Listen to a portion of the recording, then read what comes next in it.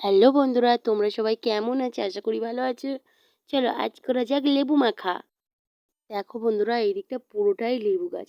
আমরা গিয়েছিলাম মামার বাড়ি, গিয়ে এতটাই লেবু গাছ দেখে লেবু হয়েছে, লোভ সামলাতে পারলাম না। দেখো ওপরেও কতগুলো লেবু হয়েছে। তাই দিদি চলে গেল লেবু পাড়তে।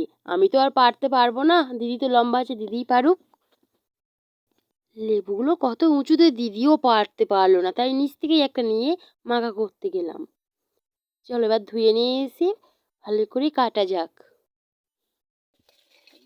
আমি কাটতে বসে গেলাম। দেখো বন্ধুরা, এবারে ভালো করে লেবুটা মাখিয়ে নেব, তাই কলা পাতায় নিয়েছি।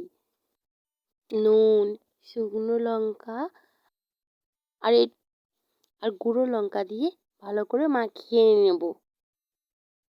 খেতে তো দেখেই মনে হচ্ছে, জিভে তো আমার জল চলে এসছে, মাখতে মাখতেই খেতে খুব সুন্দরই হবে মনে হয়।